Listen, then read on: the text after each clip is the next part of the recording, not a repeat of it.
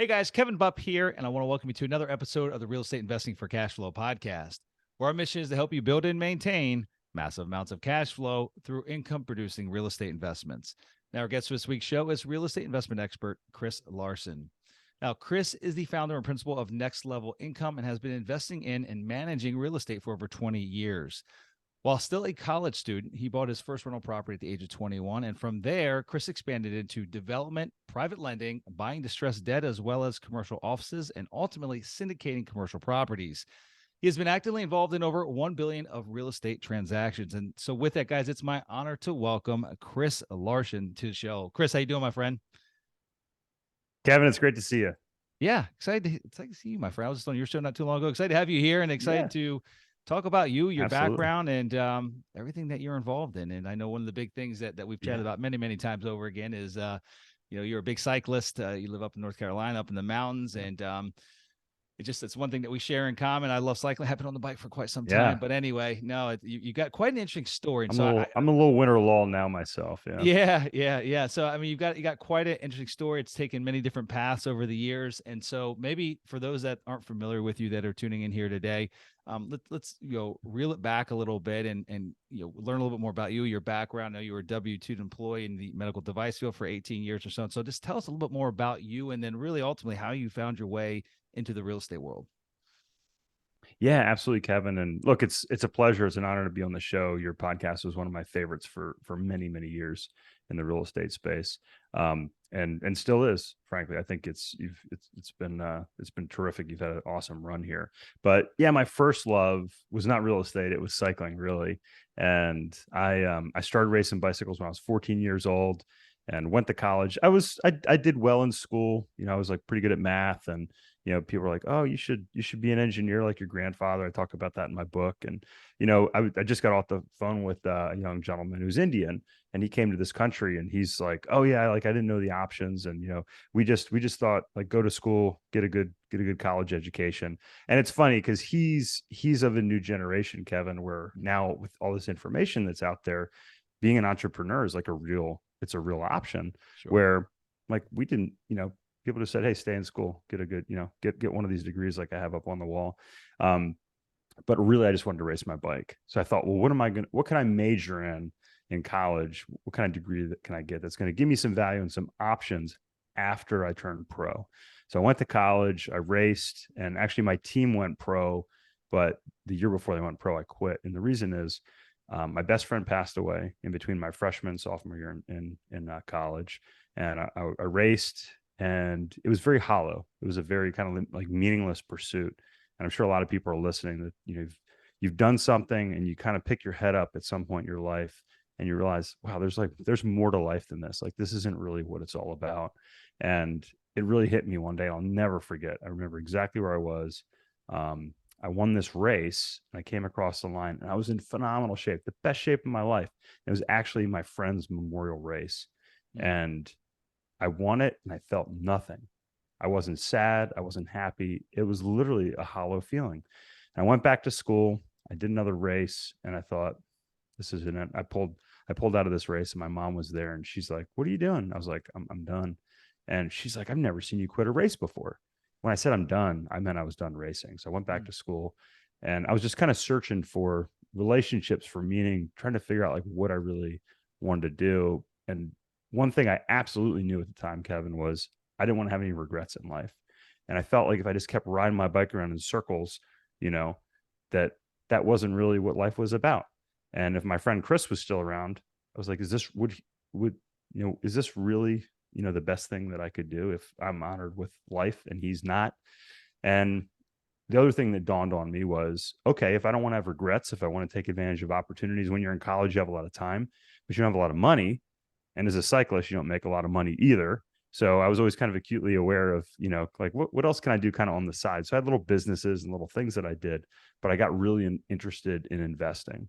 And I started day trading in the stock market, and I was having some really good success, but also it was very volatile in the 90s. And I had lots of sleepless nights, and I'd be laying there at like 3 a.m. in the morning. And I was like, oh my gosh, like I'm 20 years old. I was like, I got to get up and drink like a Red Bull, so I can make it through like the morning here. And I'm like, this is no way to live, and I'm 20 years old. I could do it. And I was like, I just remember thinking, I don't want to be 40 and doing this. So I just started reading books, like some like you have on the back on your bookshelf there. And I read over 250 books on finance, investing, real estate, stocks, all this stuff. And I bought my first property. And I said, okay, this really suits me. This is something I can control, has cash flow, all the things that you talk about on your show. And, you kind of mentioned a few other things that we've done. And that was, 23 years ago today, or over 23 years ago today. Wow. Fantastic. Well, I appreciate that. And, what I'd love to do is maybe pick apart and dissect that, that very first property, right?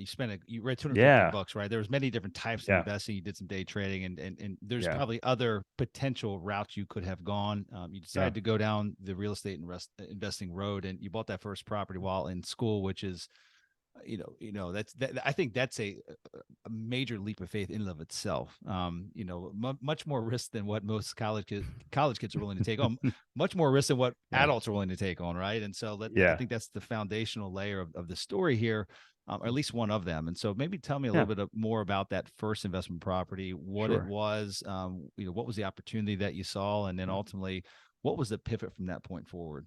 Yeah. Yeah. That first property has actually got a really fun story that we can kind of loop back on. Cause we just sold another property that those funds came out of. And I started with, it was $3,000. So FHA loan. It was a $90,000 3-bedroom townhouse in Blacksburg, Virginia, when I was in school.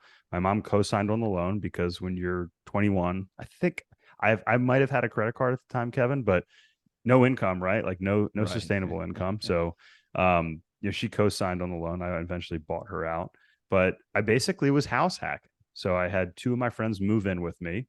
And what was cool is, basically had my rent paid for, my mortgage paid for from my friends, and I got the tax benefits. So that was great. And I know people might be listening being like, well, that's cool for you, Chris. Like you could do it back then in the 90s, right?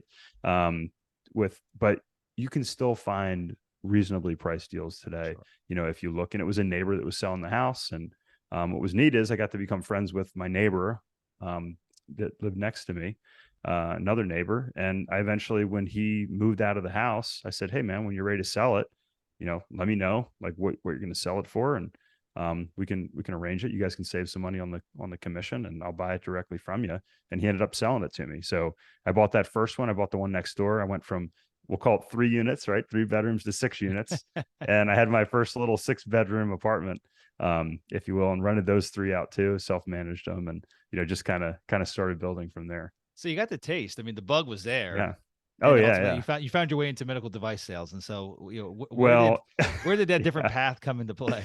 Yeah. So I learned, you learn things. And I know you've been through this journey too. So I bought that second property.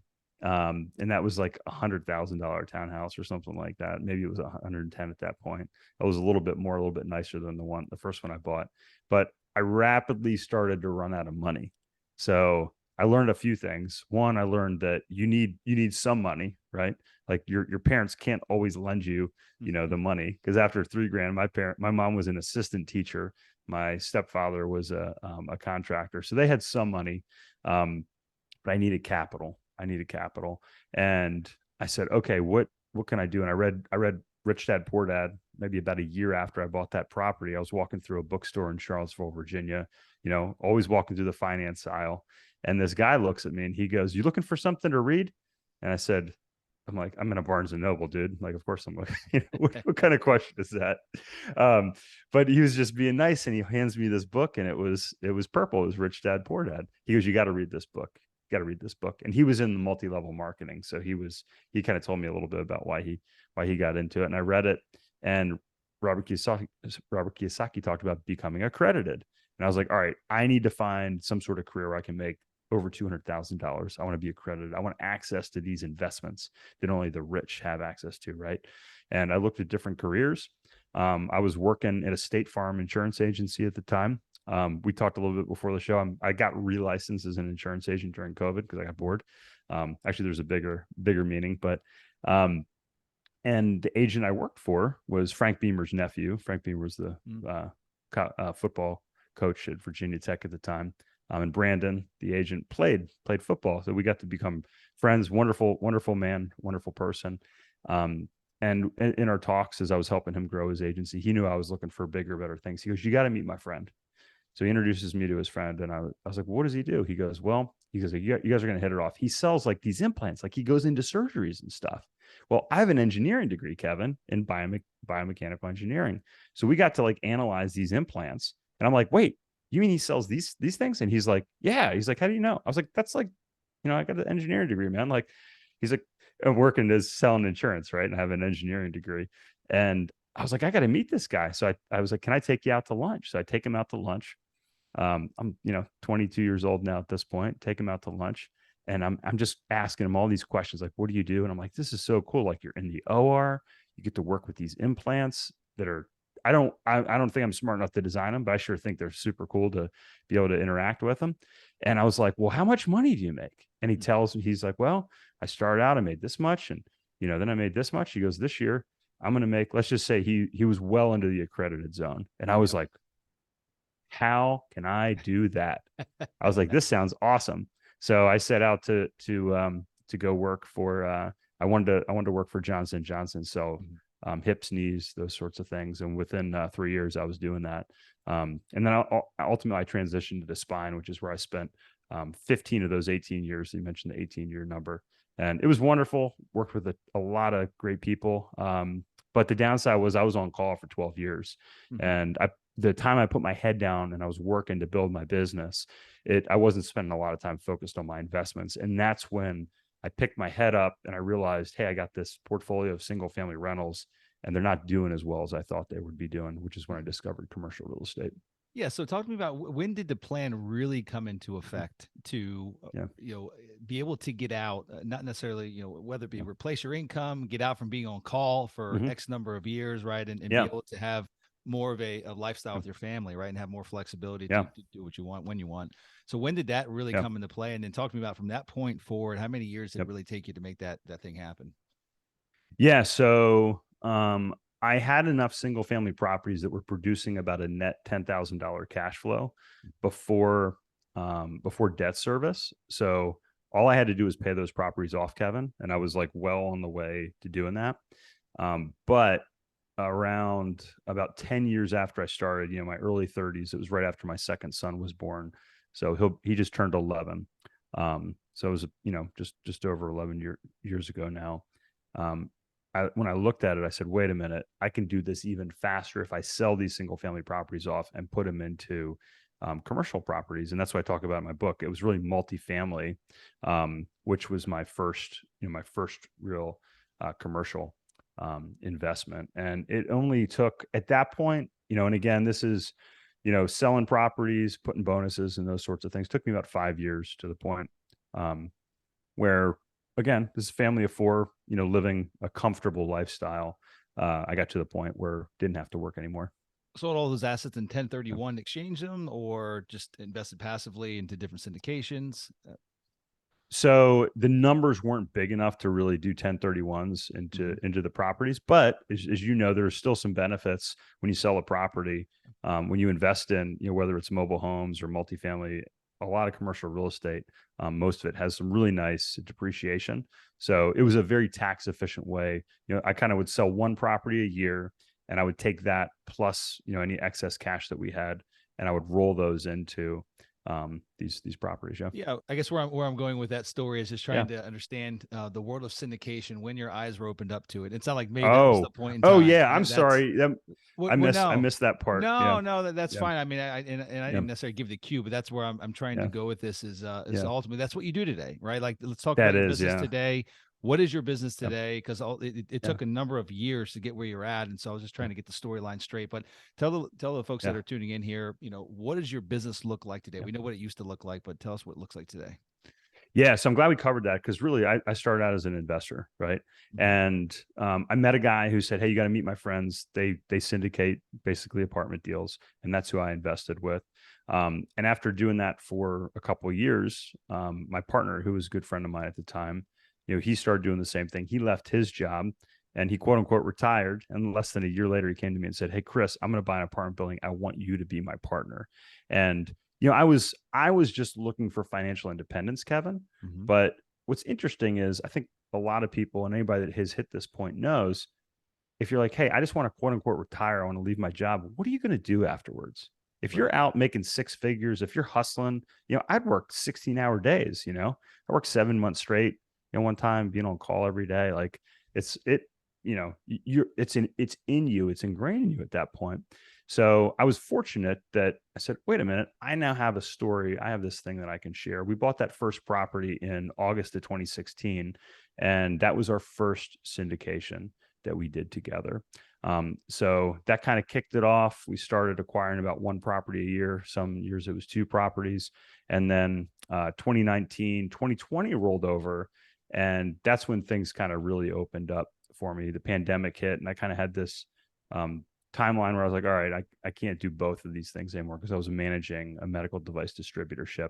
Mhm. And I was like, I'll do it as long as I can.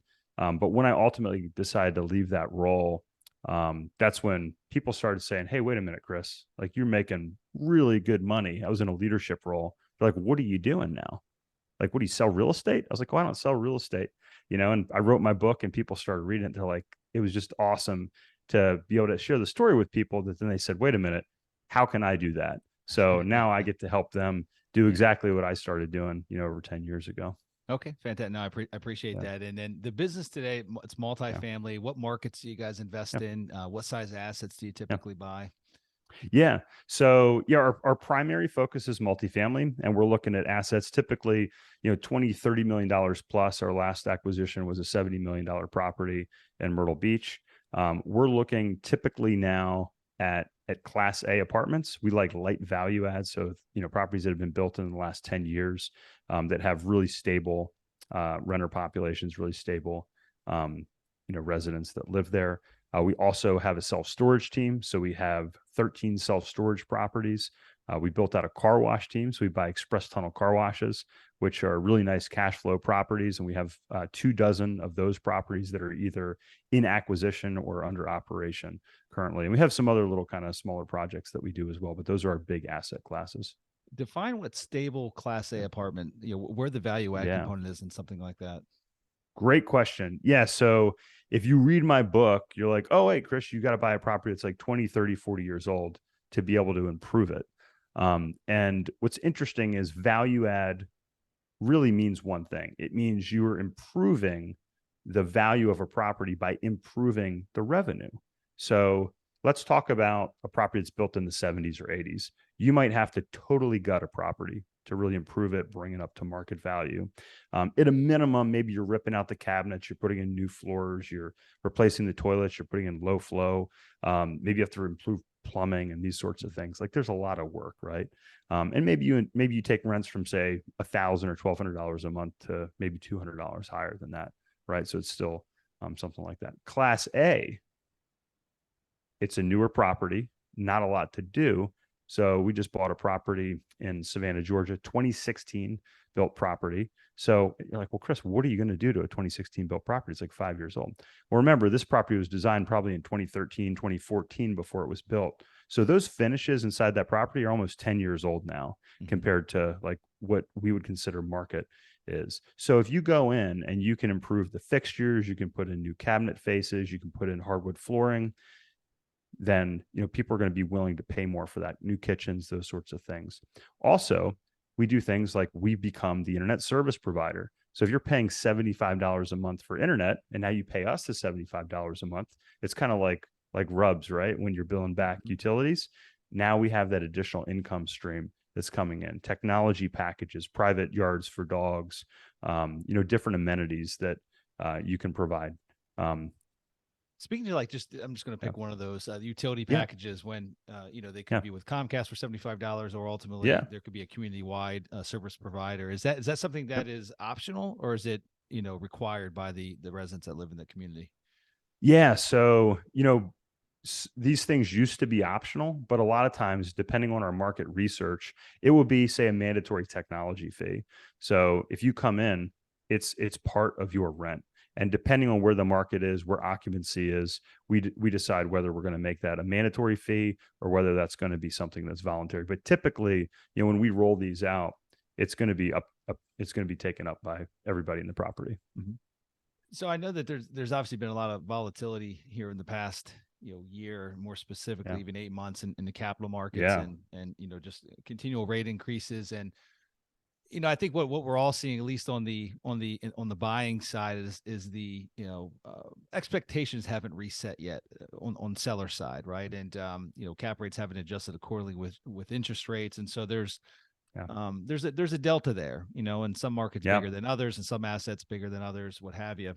And so how are you guys, I guess, help me understand how you're navigating the volatility that we're seeing in today's world. And then, what does that look like in the long term? Because, it seems as though what a lot of these assets, especially probably a Class A, I'm guessing in Class A in Myrtle Beach, probably sold for a, probably low 4 cap, somewhere in that range, maybe mid 4s. Good guess. Debt's going to be somewhere above that, more than likely. But I don't make assumptions. So I just want to I want to understand the business model and what it looks like in the long term. Yeah. So that's a really good point. We talk about, balancing out the cap rate that's paid with the interest rate. And it's when they're inverted, we start to get concerned, right? So we have to kiss a lot more frogs to find properties. So the last deal we bought in Myrtle Beach, it was a lease up deal. We actually combined 2 different properties. We combined a property across the street, which was a build to rent townhouse community, essentially, with an apartment community. So we combined the amenities. We took an apartment that was about 70% leased up. So what happens is we're able to buy a property with a fairly low cap rate, but once that cap rate stabilized after it's fully rented up and we combine those properties, it's going to be more in line with the debt that's out there. The other piece of that puzzle, and if you didn't mention it specifically, is that it's hard to get the loan to values that we were seeing 2 years ago. So we might get 60, maybe 65% loan to value on these properties. So these properties are more highly capitalized, but that means there's more equity in these properties, potentially less cash flow to go around. So, it's a lot more deals that we have to look at before we find ones that work. And the cash flows, the total returns are going to be muted a little bit compared to what they were in these slightly higher leverage properties a few years ago. And what is the long-term business model? Is it get in, add value, exit, and X number of years, or is it a recap and then keep for the longer term? Yeah, so we don't want to be boxed in, right? So we want to say, hey, we'd like to be able to own this property and operate and cash flow it and not be forced into selling. But typically, a 3 to 7 year timeline is going to be conservative. Our historical business model, Kevin, has been to get in, improve these properties over a 2 to 4 year time horizon, and then exit them. I'll say within 5 years, but we've been exiting them on a much more accelerated timeline than that. Sure. Yeah. Okay. And third-party management or vertically integrated? Which path so have you guys chosen?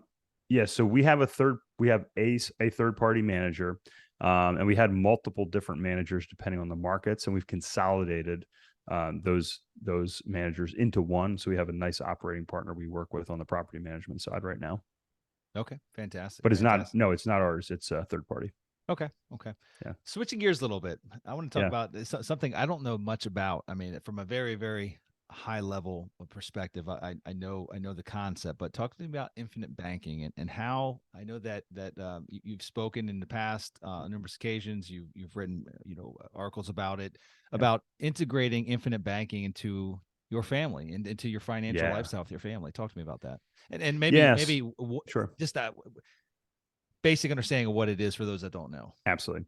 Yeah. So, first off, I think it's important to understand kind of where I come from. My father died when I was 5 years old.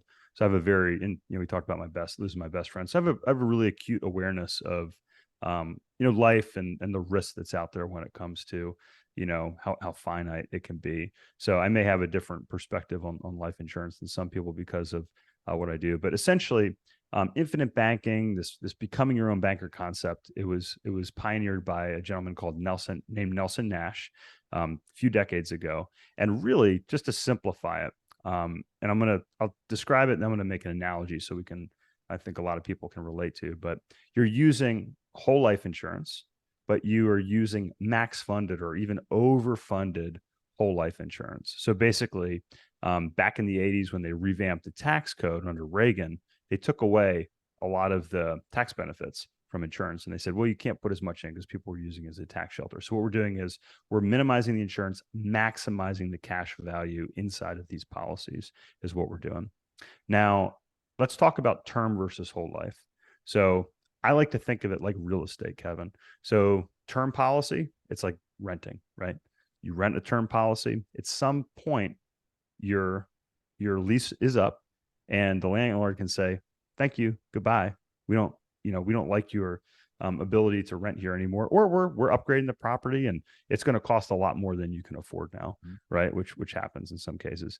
Insurance is kind of like that. As you get older, it just does not make economic sense to purchase it anymore from term. Whereas whole life, it's like buying a house with a mortgage on it. And what's nice is a mortgage payment is typically flat traditionally, right? So you say, hey, my rent was $1,500. My mortgage is $2,000 a month. Historically, it's usually about 30% cheaper to rent than to buy. So it's usually cheaper to rent, but you get equity, right?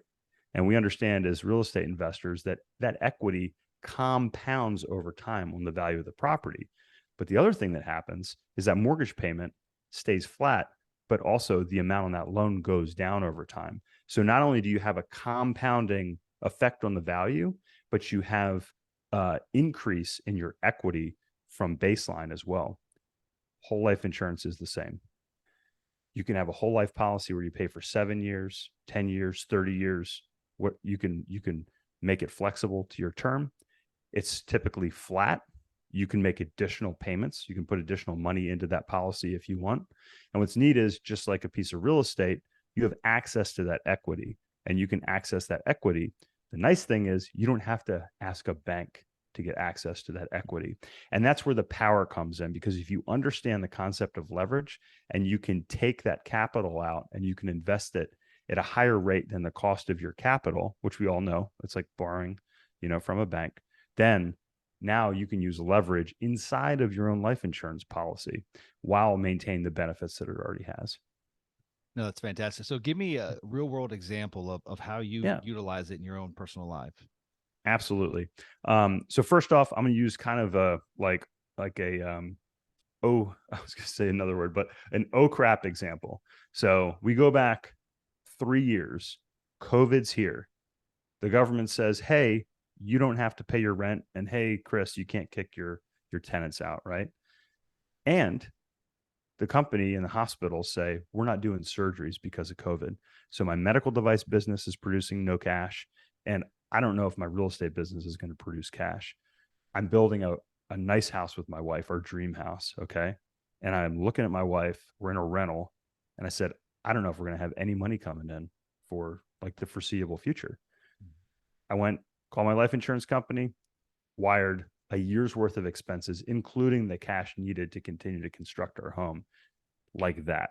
No approvals. All I had to do was ask for that capital and do that. Talk about a nice feeling.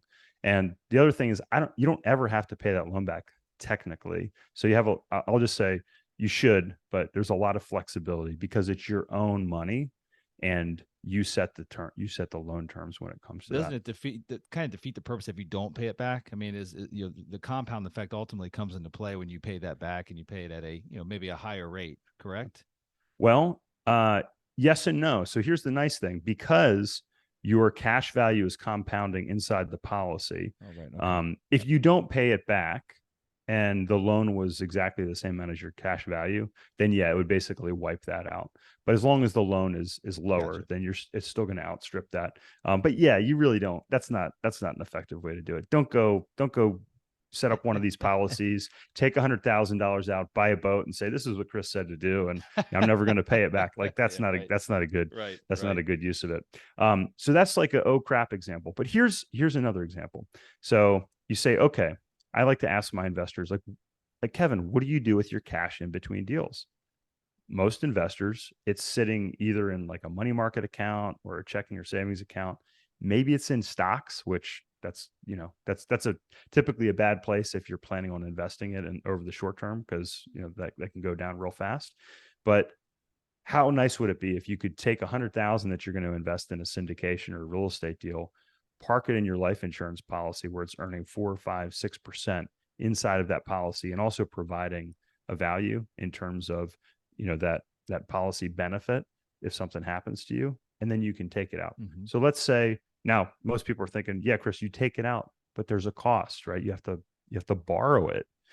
Let's say you borrowed at 5%. I think it's actually good because some people fool themselves and say, well, I don't have to pay anything if it's in the bank. There's always a cost of capital. Always a cost. There's always a cost. If my money's in my policy earning, right, there's a benefit to that. So yeah, I have to take money out. But let's say it's at 5%. Here's the nice thing, Kevin. My insurance company keeps paying me the interest on my cash value as if I never took the money out. So it's a wash. And actually, I can argue very, I think effectively that it's actually not a wash. There's a net benefit, but let's just assume it's a wash. If I can invest that money at 5% or greater, I'm now earning money on my investment, and I still have the benefit of my life insurance policy that's there. Now, there is a cost up front. You just like starting up a business or, buying a property, there is a cost up front, and you have to be conscious of that. So, a portion of your first couple years premiums is going to pay, for the fees and the insurance and all those things. But it's very easy. And that's one of the reasons I got relicensed, because I can point out to individuals and investors, hey, here's what the cost is. And then you can say, hey, does this make sense for me to pay this cost? Or do I just want to keep doing it the way I was doing it? But it's pretty breathtaking if you understand the concept and you know where to invest. You can create some massive numbers. And you've got a webinar that you put together, correct? You had mentioned that. Oh yeah. So if you're like, okay, I heard you, Chris, but can I see this again? If you go to nextlevelincome.com, click on the banking link. So as in, infinite banking or becoming your own banker, click on the banking link. We have a white paper, and we also have a little webinar on there that you can watch this whole concept in play. Well, that's exciting. Awesome. Yeah. I appreciate you sharing that. And for those that want to learn more about not just that, but anything else that you have going on, is Next Level Income, is that the best place to send them? Absolutely. Nextlevelincome.com. You can get a free copy of our book there. Click on the book link. I'll send you one. And then, the webinar with infinite banking, as well as the white paper that's there. We talk about our specific technique called the investment optimizer approach. Okay, fantastic. Yeah. Well, buddy, it's always a pleasure speaking with you, man. I'm excited that we finally had a chance to get you here and catch up with you. Yeah. No, it sounds like you got some great things going on. So super excited for you and looking forward to, following your continued success. So it's a fun journey. I had a general understanding of your background. We've talked many times before, but it's just it's a pretty cool path that you've been on here for the last 18 or so years, since medical device to where you're at today. And just kudos to all the success that you have, my friend. Well, thank you. Likewise. And it's a pleasure to see you, Kevin. Hopefully we get together this year on the bike, and congrats on your recent deal here. Yeah, I appreciate that, my friend. And guys, that's all we have for this week's show. So until we meet again next week, this is your host, Kevin Bupp, wishing you huge success. Take care now.